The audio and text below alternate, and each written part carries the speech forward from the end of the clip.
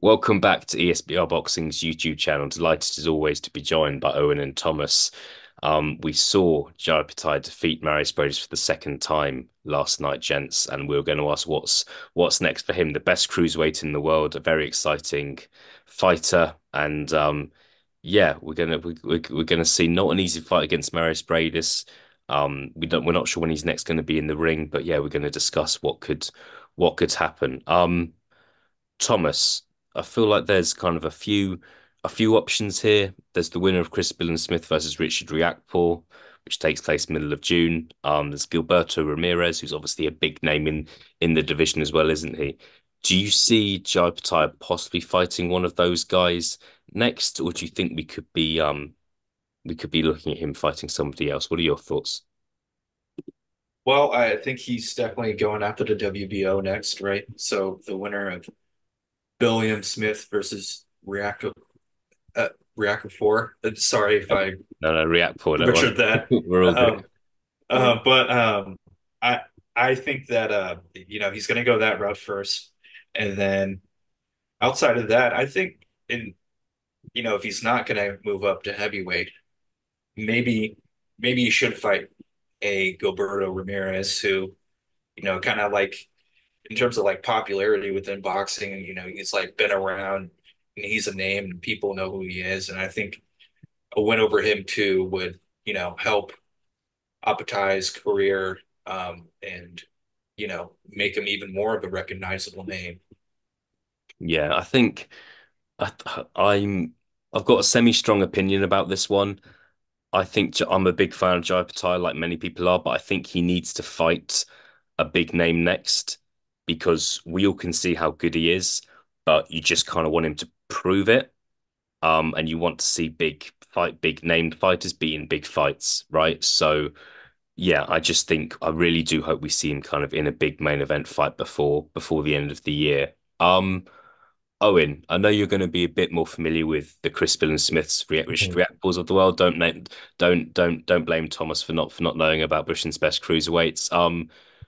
That fight's happening mid-June. Who wins that fight, and do you see them facing Opetaia next? I think they definitely face Opetaia next. Even when he was fighting for the IBF the first time round, I'm not sure if it's a big thing down under, but they made it quite apparent their route was going to be down the WBO. I think it's the easiest night's work for Opetaia out of the other world champions. Um, Billam Smith Reactpore is a tough one. I think Billam Smith will just about get the job done on the night and on points.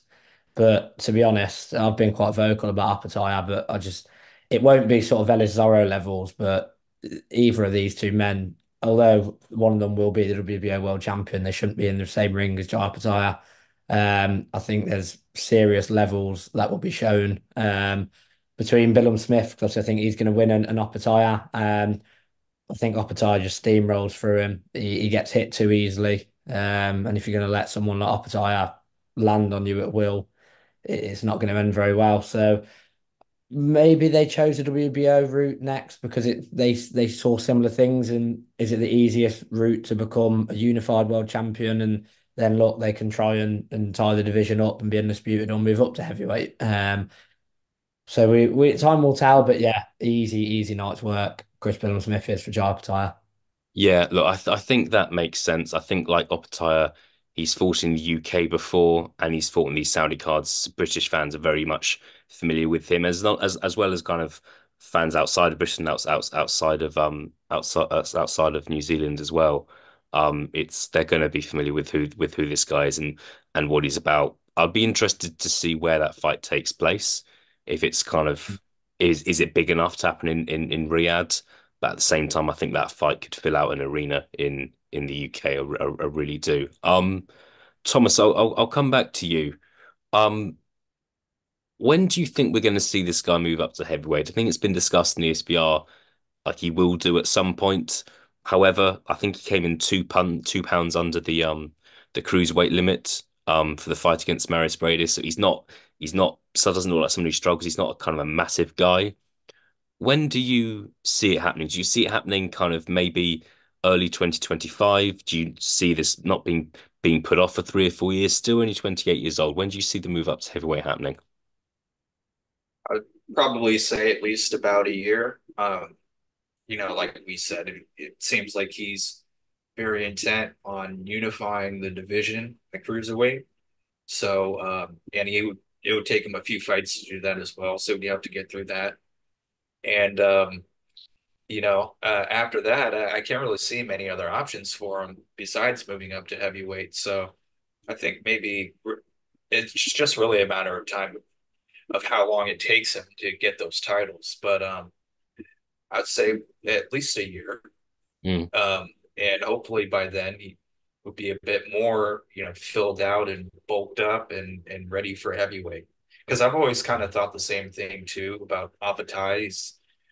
If anything, like he seems more like a really big light heavyweight to me. Like you Yeah. definitely can't make light heavyweight, but he doesn't seem like a heavyweight to me. But like we said, if you unify the cruiserweight division, I mean, where are you going to go from there?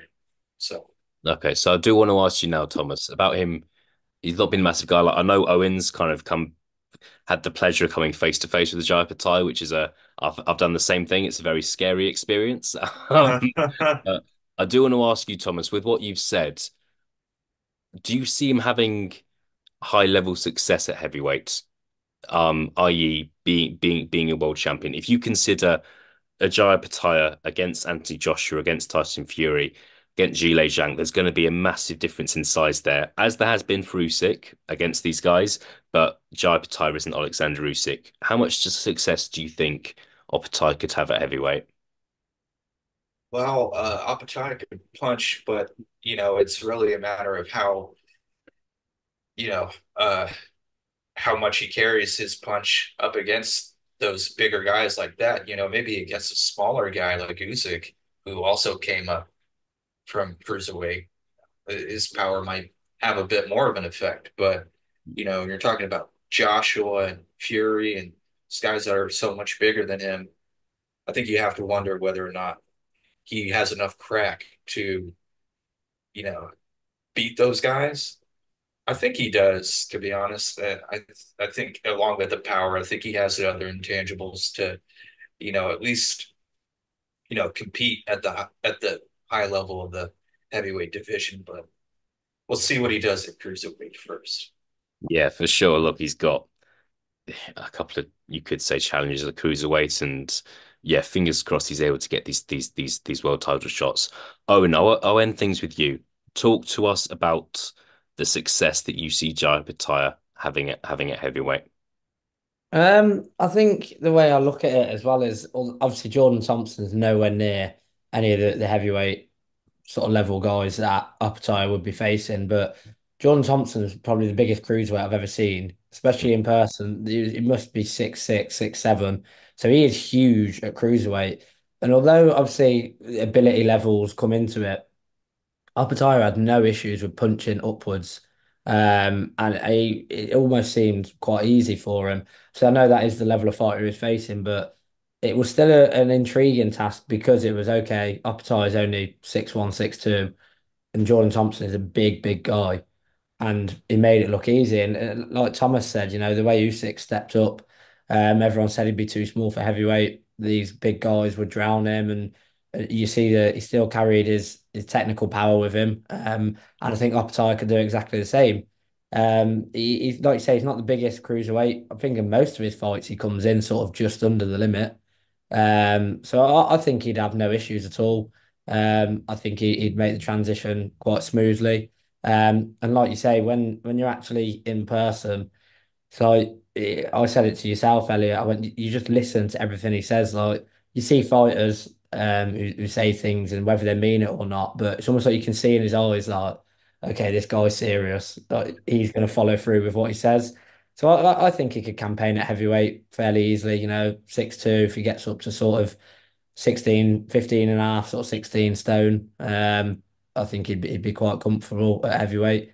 And there's always bigger money, bigger names, bigger fights at heavyweight. So I think once he's dealt with the cruiserweight division in a manner he seems acceptable, then I think we will see him campaign at heavyweight. And I think we will see a good heavyweight out of him. Yeah, look, one of the most intimidating people in boxing. That's without a doubt. Owen, Thomas, good to speak to both of you. Hope to see Jai Pataya out in the ring again soon, but we shall see what happens and if the move to heavyweight does happen eventually. But thank you both very much for your time. Yeah. Cheers, mate.